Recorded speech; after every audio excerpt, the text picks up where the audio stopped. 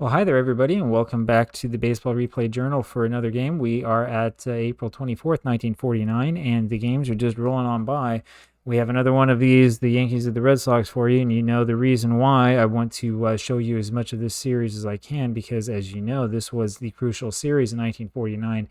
Now, a story I'm a little bit embarrassed to admit, but we'll tell you anyway, is that I started to play this game before this recording, got part of the way through it, and then realized that I was just showing you my face without showing you the game happening in front of you. I know now that some of you surely are just listening to this and not watching the screen, because that's the way I watch YouTube from time to time as well.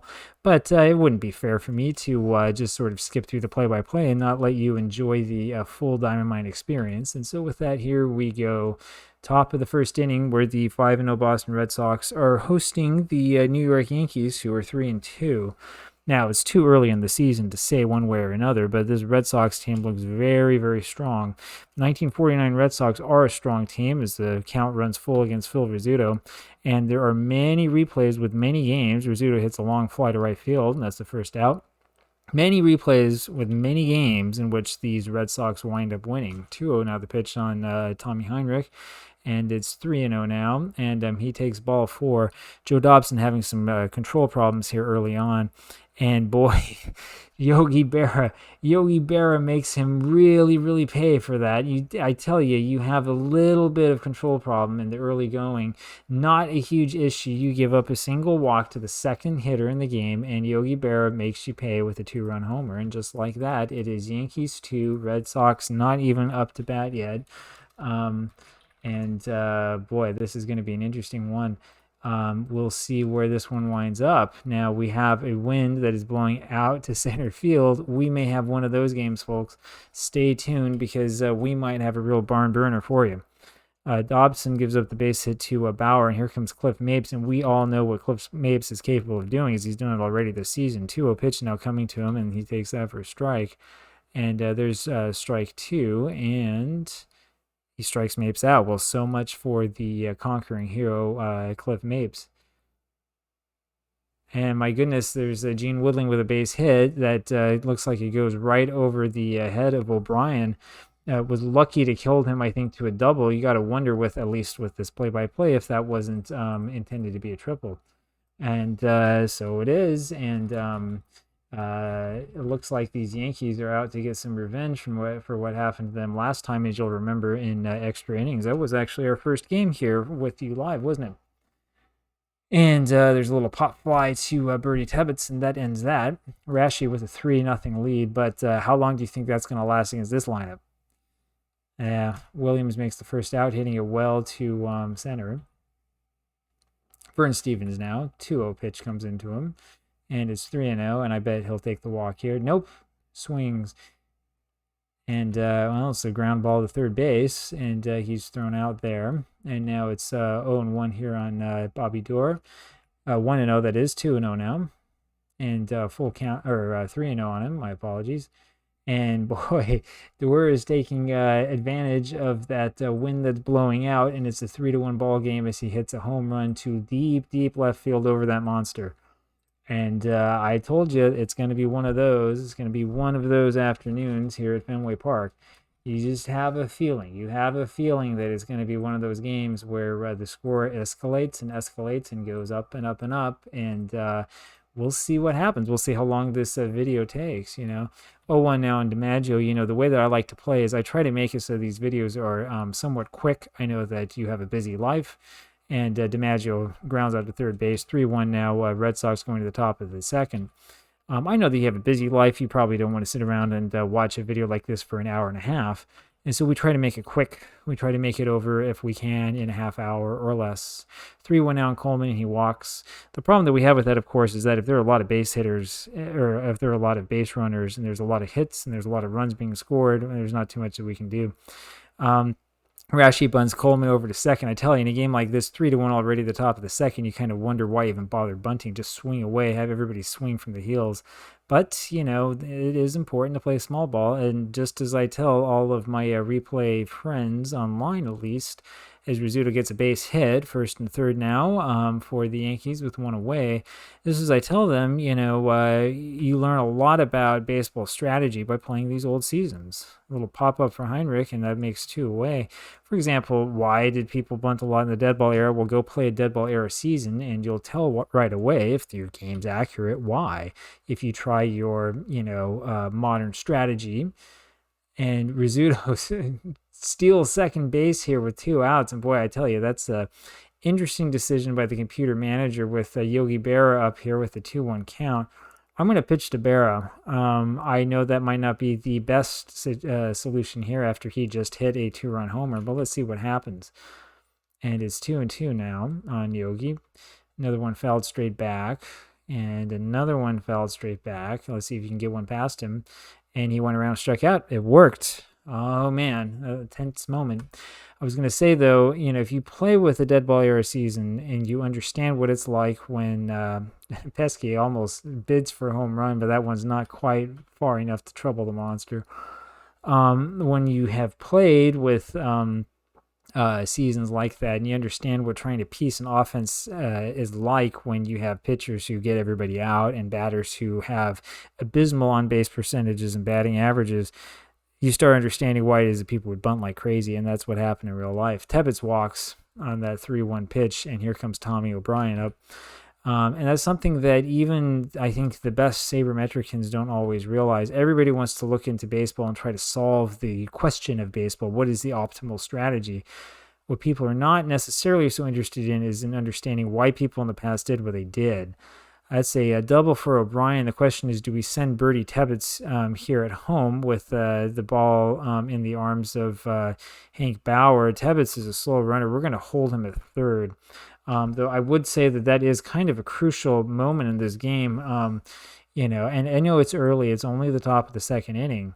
But there is a question as to whether it's better to send him, whether it's better to play for that one run and make this a 3-2 game, or, if you really think that the bottom of the Boston order is going to have another base hit left in it. Anyway, all of this and all of this talking and all of this story is just here to tell you that I do think that there is definitely some use to these replays, and that it's something that people should take seriously instead of treating as some sort of child's play. We're actually going to send Tebbets on this ground ball to third base. Let's see what happens.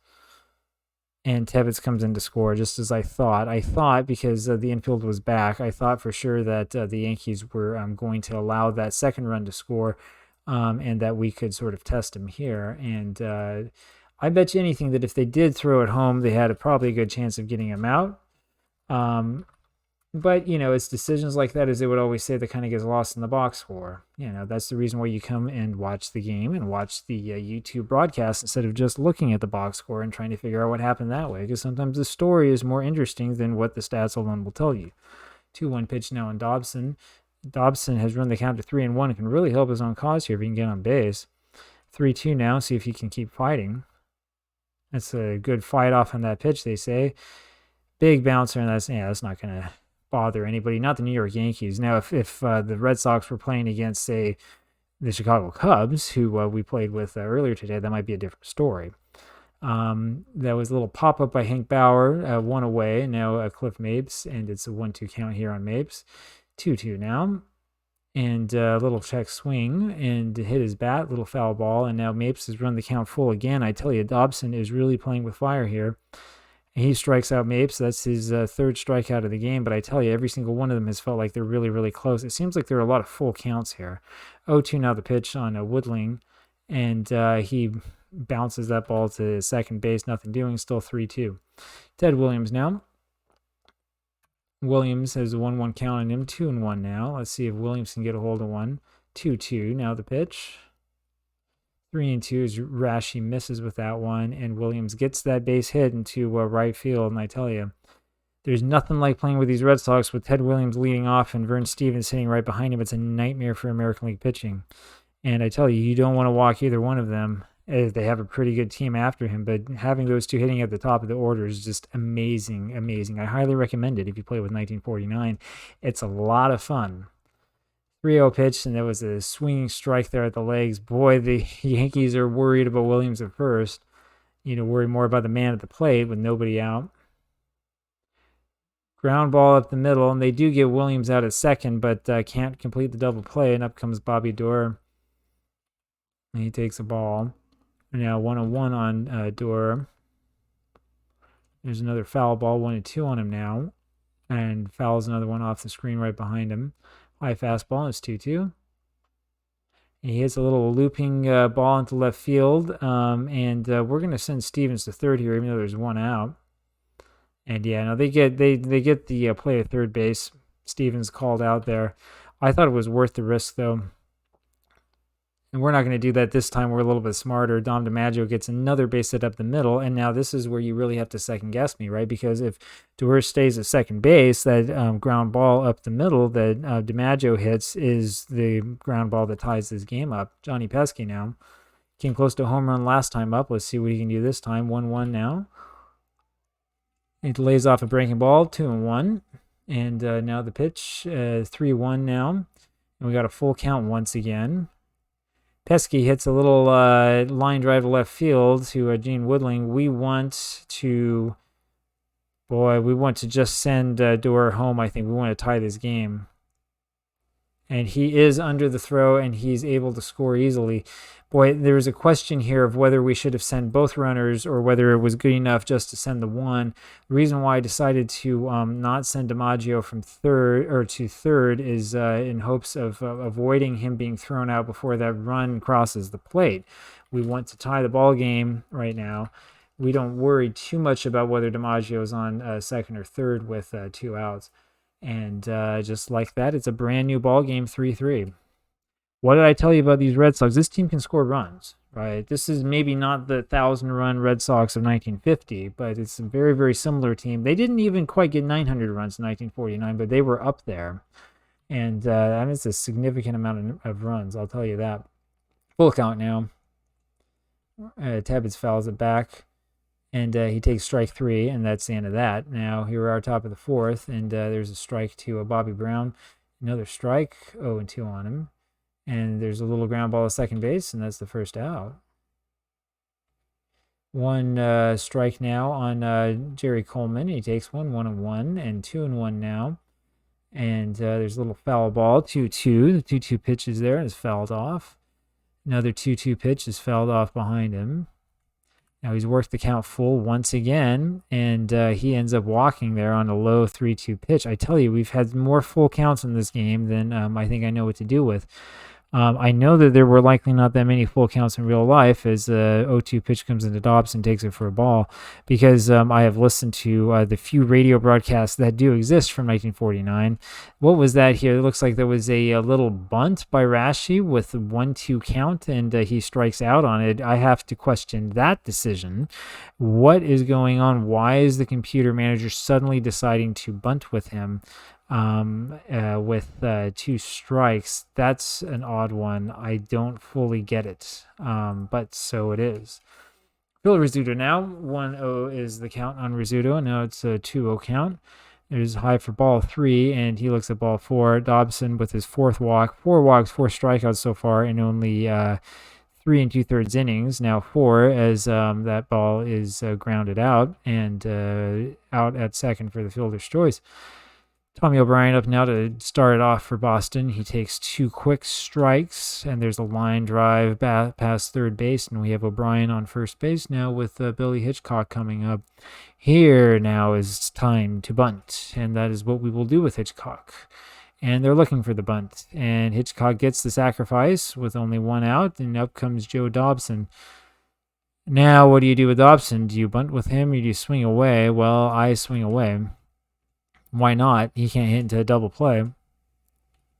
Bunting doesn't do as much as you might think. 1-2 the pitch on him now. And there is the single by Dobson. Clutch hitting by Dobson. Boston with the 4-3 lead. I had a feeling when I looked at Dobson and saw how he was hitting so far this year that he might be able to do something good for them, and that's exactly what happened. Joe Dobson helps his own cause, and it is Red Sox 4, Yankees 3, 1 out here in the bottom of the 4th. And up comes Ted Williams. You don't want to give up anything to the pitcher, the bottom of the order with these Red Sox, not with Williams and Stevens coming up. 1-1 now the count on Ted. Little ground ball up to the middle, and Ted hits in a double play. Well, so much for that lead up, wasn't it? Bear up now, first thing in this inning. 2-0 pitch now on Yogi. Yogi with a good game so far, 2-run home run in the first inning. And little foul ball, 2-2 pitch on him now. And Dorr gets him 4-3, and on we go. Here comes Hank Bauer now. There's a little ball to him. Fastball, chops it down to Stevens at short, 2 away. And here's Cliff Mapes. Mapes, of course, hitting only 318 now. He was hitting much better than that a little bit earlier on. I know that people don't like to talk about batting average this day and age, but for some of us, it still does carry some meaning. And when you play with these older seasons, you start to see the reason why. Base hit for Mapes, 5th hit for the Yankees so far in this game, and doing pretty well, batting and standing in for Joe DiMaggio. Cliff Mapes, kind of a unheralded, unsung hero. And man, there's a base hit. Now, you notice here, I've noticed this before too, these references here in the play-by-play to an infield shift. That is something that I believe is new and has been added into recent versions of Diamond Mine Baseball. That's not an appropriate reference, by the way, for Diamond Mine in 1949 or in any of these 40s or 50s seasons.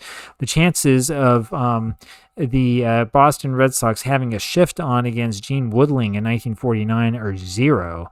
I mean, we've talked about, or we haven't talked about it, but historians will talk about the Williams defense, but it wasn't every team that was running the Williams defense back in the 40s and 50s, right? I mean, it's just inappropriate play-by-play, and it's kind of the sort of thing that takes away from, the feeling that we have and the good vibes that we have here. One of the few play-by-play lapses that we have here.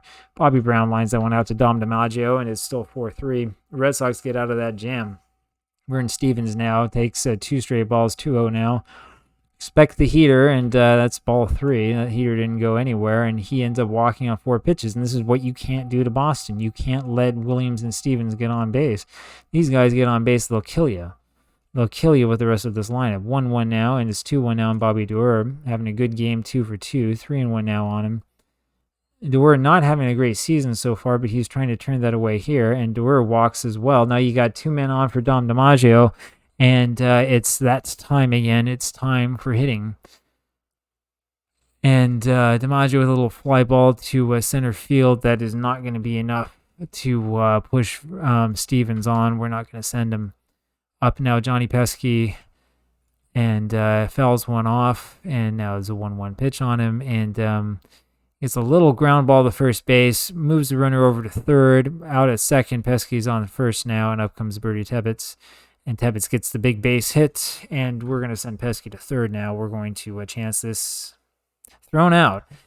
Well, you look at that rating, you look at him with the excellent running rating, and you think, well, yeah, we'll take the risk. And I think it's a good risk to take. In real life, I think I would take that risk as well and figure, well, we're playing aggressively and we want to see, if we can get him out or not, or if we can keep this inning alive or not. As it stands, Bertie Tebbetts gets the RBI. It's 5-3 Red Sox, and this game has been blown open. 1 run in every single inning for Boston.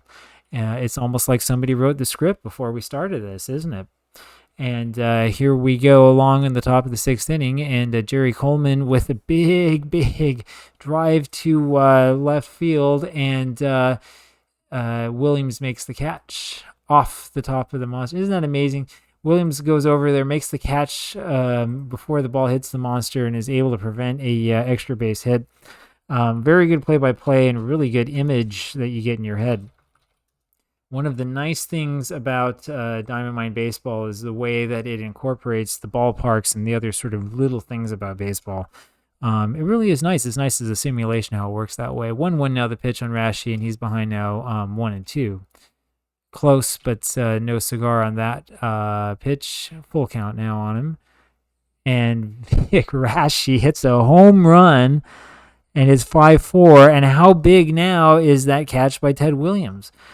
Good heavens.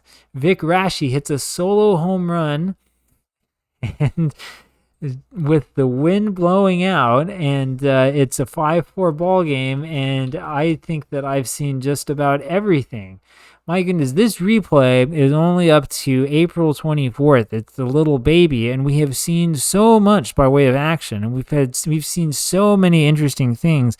As you can see here, if you're watching this, Vic Raschi had 0 home runs in real life, and in 1949, that is. I'm not going to bore you by looking up to see how he did in every season, and see how rare this was.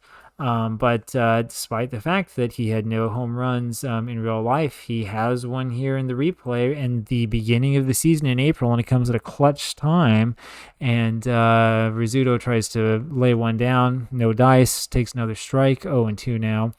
And Dobson looks like he's not going to be able to last much longer. 0-2. Pitch is up high. Another pitch high. 2-2 now. Rizzuto grounds out, knows 2 away, and here comes Tommy Heinrich.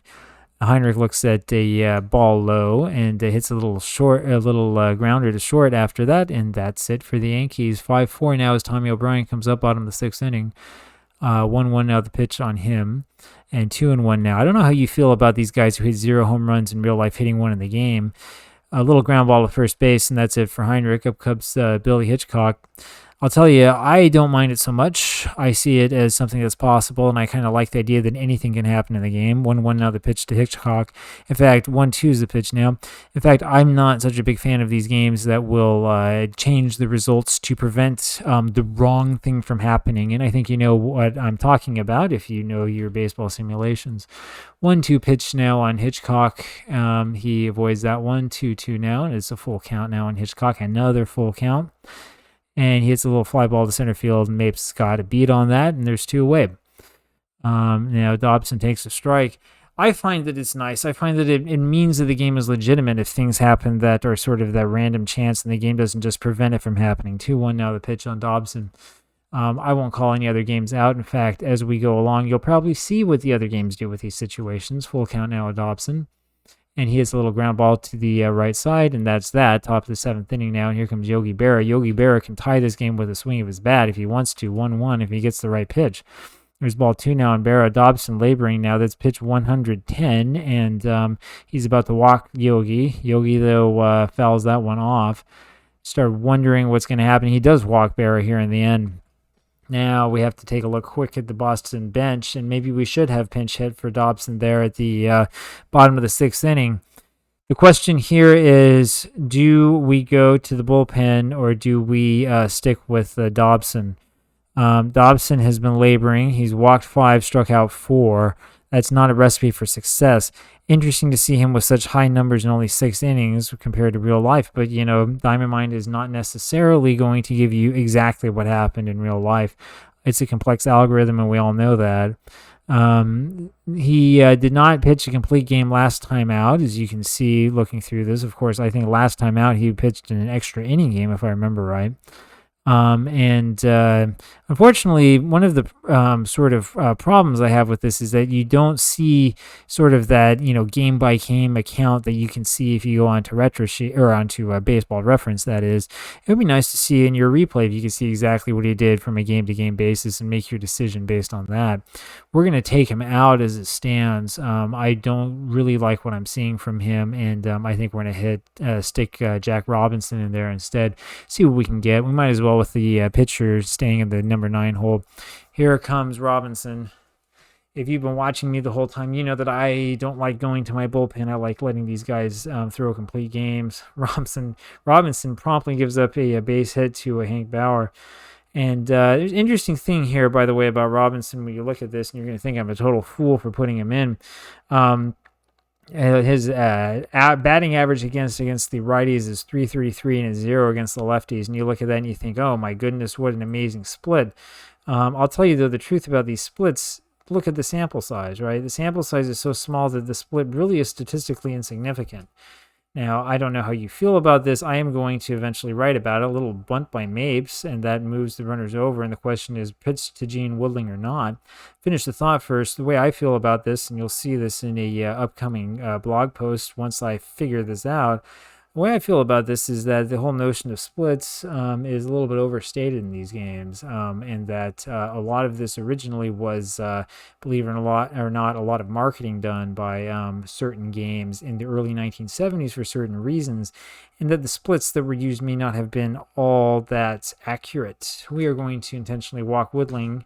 I know that that is not exactly the optimal way around this, but we're going to walk him and we're going to have the infield into the corners.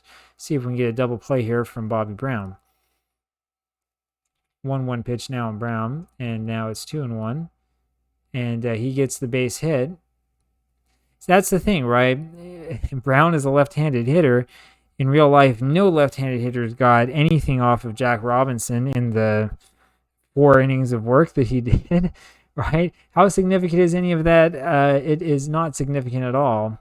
What is significant in this game, though, is that Robinson has given up a base hit that has scored 2 runs. He has gotten 1 out, and he's pitched extraordinarily poorly here in the top of the 7th inning, and it's time for another pitching change because we, the Red Sox, that is, want to win this game. And we'll see what we can do from here.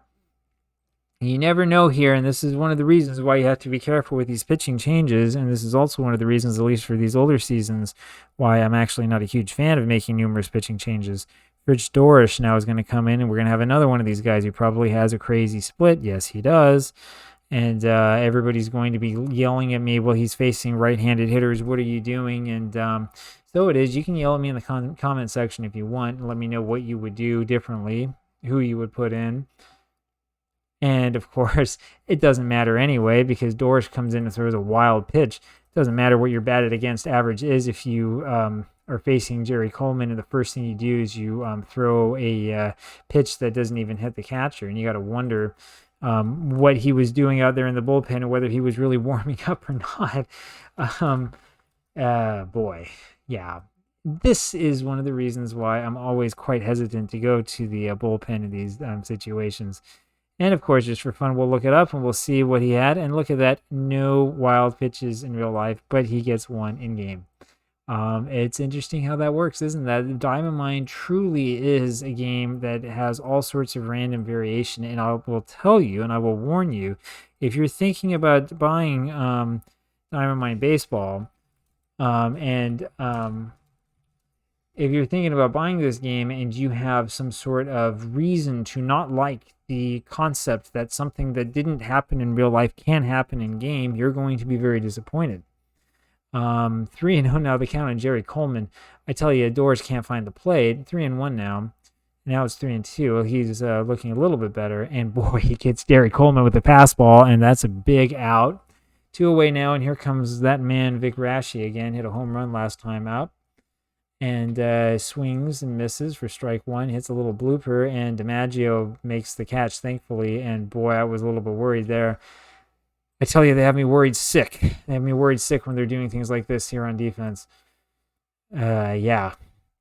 This game is not over yet, though, folks. Bottom of the 7th inning, the Red Sox with 3 more innings left to try it.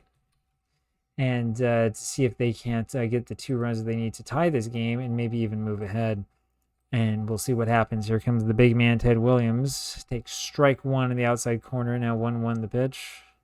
It's a little foul ball. 1-2 now. 2-2, and Rashi's upset. And 3-2 now. And boy, Williams has a cut in it, misses, and there's out number 1.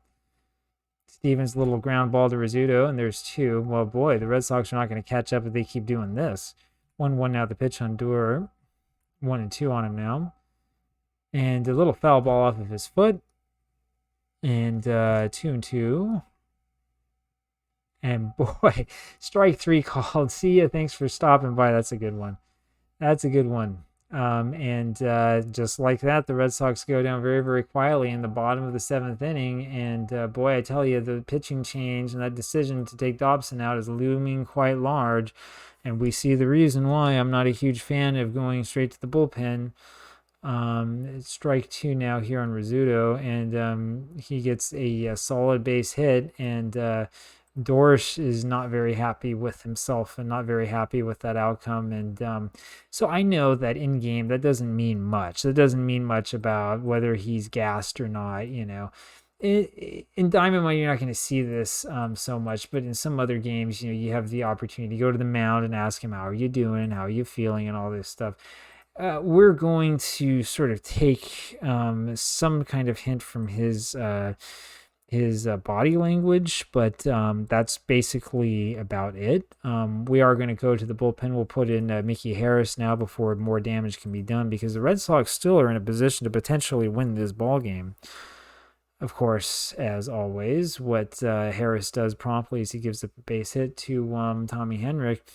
And what do? Do you pull the infield in or not? We're going to pull him in on the edges and hope that we can get Barrett hit in a double play and not hit a long fly ball to right field. I mean, that scores the runner. Makes it now 8-5. I was worried that ball was going to be gone, man. If that ball is gone, then forget about this ball game. Boy, oh boy. When blowing out at Fenway Park, you never know what's going to happen. And I told you at the start that I had a feeling it was going to be one of those games and that we had to sit back and buckle in for the long ride. Hank Bauer now, runner on first base, 1 out. 1-0 on him, and now 1-1 the pitch. And there's a little high pop out. 1-2 now. And 1-2 again. And 3-2 now, and we've worked yet another full count. And as we get the strikeout, Henrik was running to second for some reason, which means that the computer manager did call for it. It looks like it was a hit and run call. I don't fully understand the reasoning behind that. I guess they're trying to sort of rub a little bit of salt into the wound. 3-run lead in late innings. I mean, it worked for them, but there are always little, strange decisions like that. Full count once again here now on Cliff Mapes, and he gets the base hit, and Heinrich is going for home. We're not going to cut this off. We're going to try to cut off the play at the plate. And Mapes gets the RBI. Mapes is now 2 for 4 today, having a good game once again. And boy, it's not looking so good in Beantown, is it? This would be the Red Sox first loss of the season. Score now Yankees 9, Red Sox 5. I think the thing that hurts most about this loss, of course, is that it comes against the hated Yankees. Here comes Woodling, and strike 1 on him with a runner at second base. And there's another ball that makes it into center field. And Mapes is called safe. And there you have it. Woodling with a base hit. And that is a 10-5 lead now for the Yankees. And we're just going to move on with this and see what we can do. 1-0 now, the count to Brown, and now it's 1-1. And there's finally the third out of the inning. I tell you, the Red Sox, so these pitchers I put in, you watched it happen. These pitchers all have, good ERAs and at least theoretically good ratings against the hitters, and they have done nothing but give up run after run after run, and now you know why I don't like going to that bullpen. Base hit there for Johnny Pesky with 1 out, and Bertie Tebbets now takes a ball, and takes ball 2 of the count on him now, and there's ball 3 we're going to tell him to take, and that's a strike, 3-1 now, that's fine. He came close to an extra base hit there, but it ends up being just a foul, and Rashi loses him. And that's the end for Vic Rashi. Now we get Fred Sanford in there. Surprised that they decided to go with Sanford and not go directly with the fireman, who is Joe Page. But as you can see here, this will answer your question. Page, after 32 pitches on the 22nd and 56 on the 23rd, is winded. Now, you can go into Baseball Reference if you like and take a look and see, is that realistic or not? Were there times in real life where Page would have come into this situation? And I'll say right here that one of the weaknesses of Diamond Baseball is that it relies so heavily on its own pitch-by-pitch system, which is not always accurate. And that's one of the reasons why you don't see so many projects with the early seasons or with some of the homebrews that exist for like the dead ball era seasons, and it's because the pitch-by-pitch system has a real hard time figuring out what to do with early baseball. 1949, at least so far, is okay, with the exception of all of these full counts that we've been seeing. And there's a quick double play, second of the game for the Yankees, and that does it for the Red Sox. And we're going to take Harris out of this game. We're going to put in yet another pitcher. We'll put in this Windy McCall. It's a fairly safe situation, and I'm not too worried about it. We'll let this kid have some work down by 5. Of course, I say kid here. This is, he's 23. Okay, so we do have a kid. It's kind of hard to tell because it won't tell you the age right away. 2-0 another pitch in Jerry Coleman, and he gets, of course, a base hit. 14th hit of the game for the Yankees. And boy, I mean, if you're going to lose the first game of the season, your first game of the season, that is, this is the way to lose it. Long fly ball by Johnson to right field, ends up just being allowed out. Here comes Phil Rizzuto now, and he hits one over third base. 3 for 5 today for Rizzuto, who's having one heck of a game. No need to do anything with the infield here, down 10-5. Second pitch to Heinrich is another ball. Hits one a long way, foul ball. And hits one to right field. That'll score Jerry Coleman with run number 11 for the Yankees. And here comes Yogi Berra, takes a ball high. Now ball 2 on Berra. This is dangerous, and Berra's hit by the pitch. And the danger continues, and that one's hit deep to center field. Dom DiMaggio, though, able to catch up with it. And the Red Sox are down to their final outs, and I'm afraid that this might be very, very quick. 2-1 now, the pitch on Hitchcock, and he grounds out quietly to short for the first out of the bottom of the 9th inning. And I'm looking here to see what it is we can do and who we can put in. Like I said before, I'm not a huge fan of looking only at the splits, again, because of the sample size issue, but we might as well look into this and see what happens. I'm telling you, there's a lot of things we're going to talk about on the blog here as the weeks and months and even years go by. I've got a lot of topics in mind, a lot of interesting things that are going to come up, so stay tuned and keep reading. And I absolutely appreciate your patronage. Whether you want to sponsor it financially or not, I just find it happy to have a place to have these discussions. That's not the message boards that seem to be either dominated by wasteful posts or abandoned after a certain while. Walk there to Stringer, and here comes Ted Williams up, trying to extend this game and trying to make something happen. Boy, this is the guy you want up in this situation, isn't it? Hits one to right field, and boy, that's a big hit, and we have to send Stringer home. We got to try to score a run. And man, they threw him out of the plate. And that means there are 2 outs now. Score still 11-5. And Vern Stevens hits a 2-run home run, and now it's 11-7. And so they're starting to come back. And Allie Reynolds comes in. This is really interesting. Allie Reynolds coming in this relief situation. Only 4 relief appearances in real life. This is his first of this season. Allie Reynolds, who I think, going to start tomorrow. Interesting. Of course, I don't know what the schedule looks like. This is Sunday, by the way, April 24th, 1949. And so it's very, very possible that there is no game tomorrow. We'll find out, won't we?